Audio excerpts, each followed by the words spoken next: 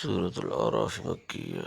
بسم الله الرحمن الرحيم. الف لام ميم صاد كتاب أنزل إليك فلا يكن في صدرك حرج منه لتنذر به وذكرى للمؤمنين اتبعوا ما أنزل إليكم من ربكم ولا تتبعوا من دونه أولياء قليلا ما تذكرون.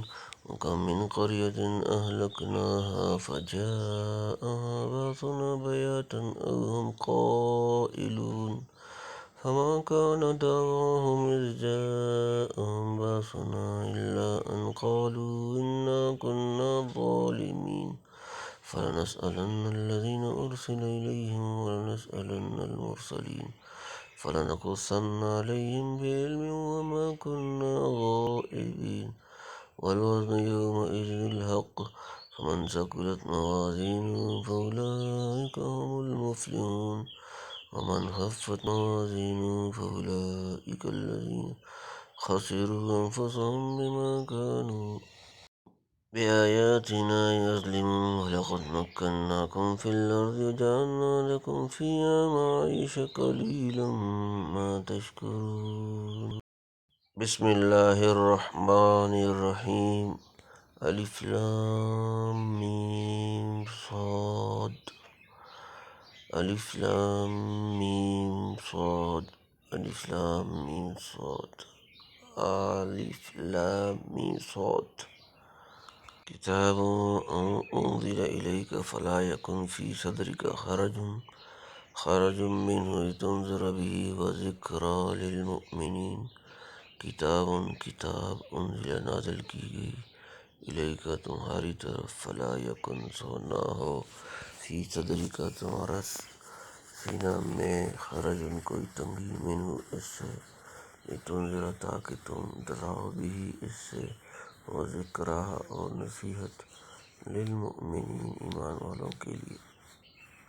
یہ کتاب اتری ہے تجھ پر سو چاہیے کہ تیرا جی تنگ نہ ہو اس کے پہنچانے سے تاکہ تو ڈرائے اس سے اور نصیحت ہو ایمان والوں کو. ابن عباس رضی اللہ تعالیٰ عنہ نے حرج کی تفسیر شک سے کی ہے.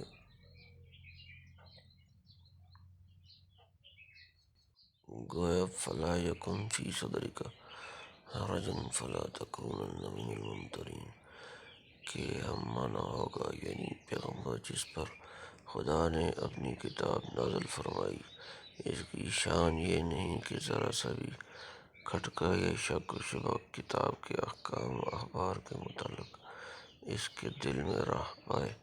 دوسرے مفسرین نے الفاظ کو ان کے ذائقے پر رکھا جیسا کہ مترجم محقق نے اختیار فرمایا ہے، یعنی تمام خلائق میں سے چن کر جس پر خدا نے اپنی کتاب اتاری اسے لائق نہیں کہ احمقوں اور معاندین کے طعن و تشنیع یا بیہودہ سوالات سے متاثر ہو کر اس کتاب کے کسی حصے کی تبلیغ سے منقبض اور تنگ دل ہو.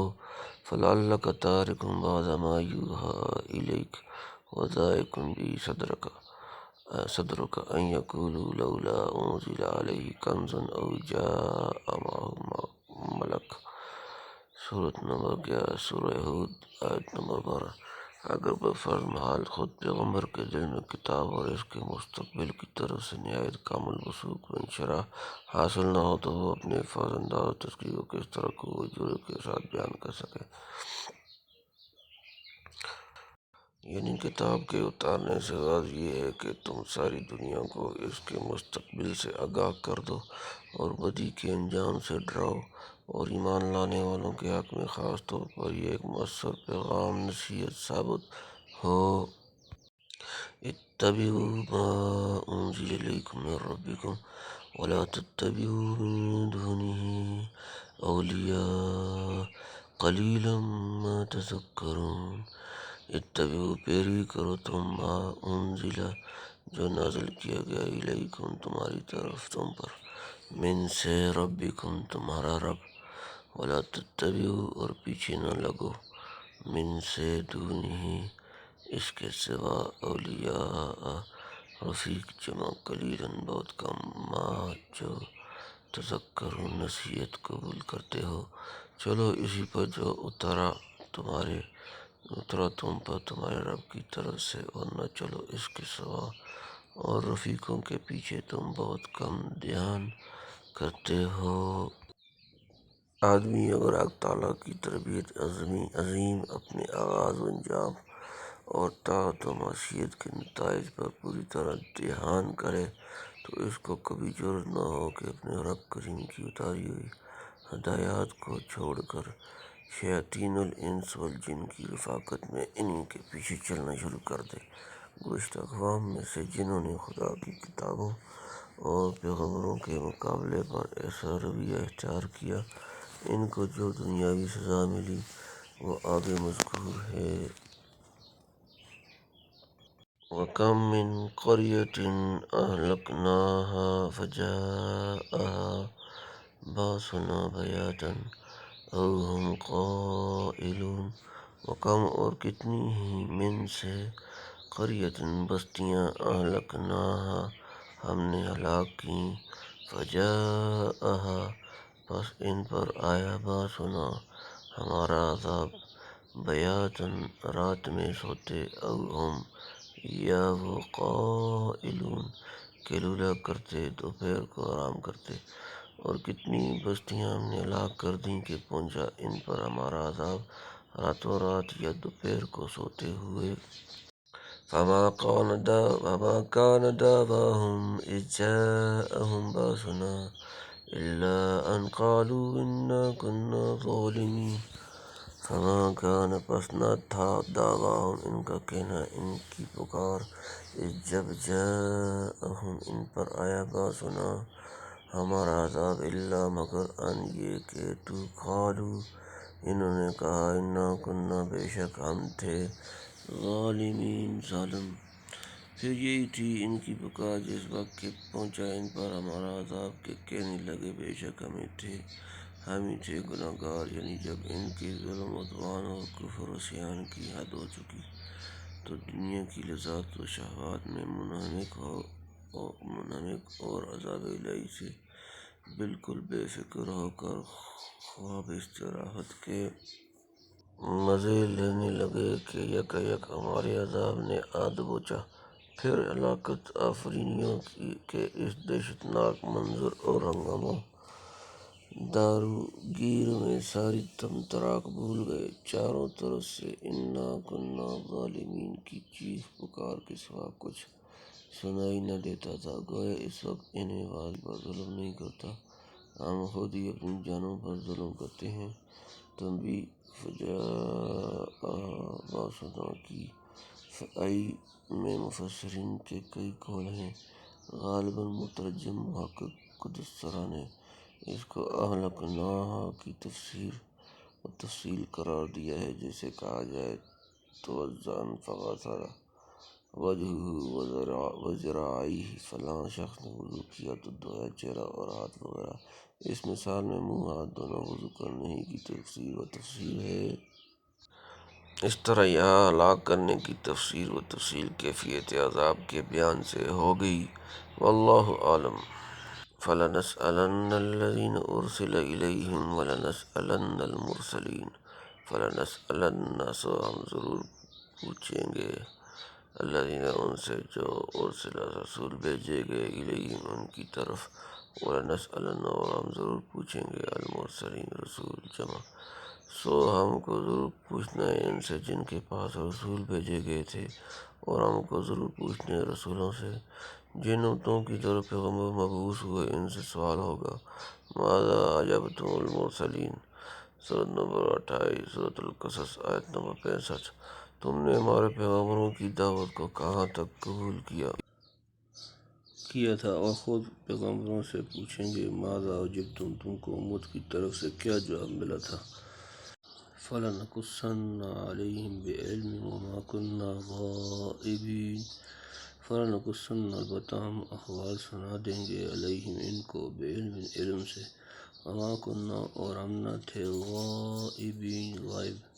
پھر ہم ان کو احوال سنائیں گے اپنے علم سے، اور ہم کہیں غائب نہ تھے، یعنی تمہارا کوئی جلیل حقیر اور قریب کثیر امر یا ظاہری و باطنی حال ہمارے علم سے غائب نہیں۔ ہم بلا توسط غیر ذرہ ذرہ سے خبردار ہیں۔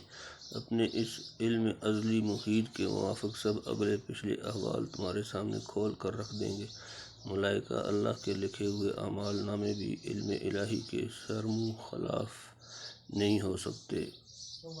ان کے ذریعے سے اطلاع دینا محض ضابطے کی مراعات اور نظام حکومت کا مظاہرہ ہے، ورنہ خدا اپنے علم میں ان ذرائع کا معاذ اللہ محتاج نہیں ہو سکتا۔ والوزن یومئذ الحق فمن ثقلت موازینہ فاولئک هم المفلحون۔ والوزن اور وزن یومئذ اس دن الحق حق فمن تو جس ثقلت بھاری ہوئے موازینہ میزان نیکیوں کے وزن فاولئک تو وہی ہم وہ المفلحون فلاح پانے والے۔ اور تول اس دن ٹھیک ہوگی، پھر جس کی تولیں بھاری ہوئیں سو وہی ہیں نجات پانے والے۔ ومن خفت موازینہ فاولئک الذین خسروا انفسهم بما كانوا بآیاتنا یظلمون۔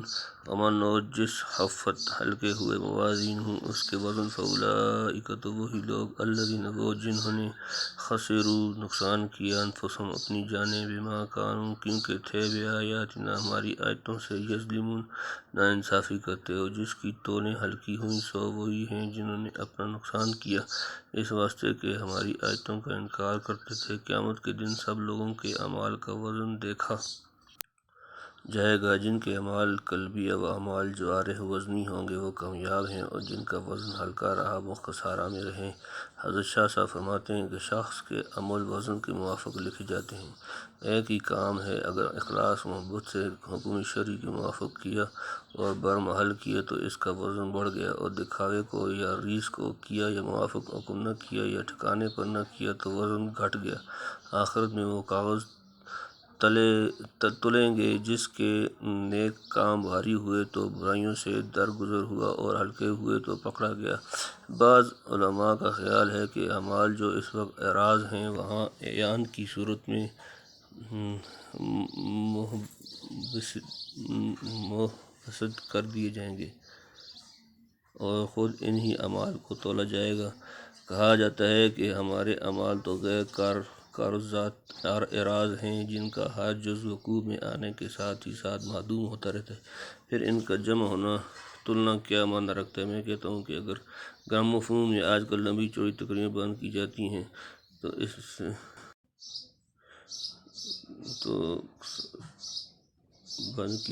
ہیں جن کا ایک حرف ہماری زبان سے نمودار ہو سکتا ہے، اور جب اس سے پہلے حرف نکل کر فنا ہو جائے پھر یہ تقریر کا سارا مجموعہ گراموفون میں کس طرح جمع ہو گیا۔ یہی سمجھ لو کہ جو خدا گراموفون کے موجب کبھی موجود ہے، اس کی قدرت سے کیا بعید ہے کہ ہمارے کل اعمال کے مکمل ریکارڈ تیار رکھے جس میں سے ایک شوشہ اور ذرہ بھی غائب نہ ہو۔ رہا ان کا وزن کیا جانا تو نصوص سے ہم کو اس قدر معلوم ہو چکا ہے کہ وزن ایسا میزان ترازو کا نام ہے جس میں کفتین اور لسان وغیرہ موجود ہیں، لیکن وہ میزان اور اس کے دونوں پلے کسی نوعیت و کیفیت اور اس سے وزن معلوم کرنے کا کیا طریقہ ہوگا۔ ان باتوں کا احاطہ کرنا ہماری عقول و افہام کی رسائی سے باہر ہے، اس لیے ان کے جاننے کی ہمیں تکلیف نہیں دی گئی، بلکہ ایک میزان کیا اس عالم کی جتنی چیزیں ہیں بجز اس کے کہ ان کے نام ہم سن لیں اور ان کا کچھ اجمالی سا مفہوم جو قرآن و سنت نے بیان کر دیا وہ عقیدہ میں رکھیں۔ اس سے زائد تفصیلات پر مطلع ہونا ہماری حد پرواہ سے خارج ہے، کیونکہ جن نوامی و قوانین کے ماتحت اس عالم کا وجود اور نظم و نسق ہوگا ان پر ہم اس عالم میں رہتے ہوئے کچھ دسترس نہیں پا سکتے۔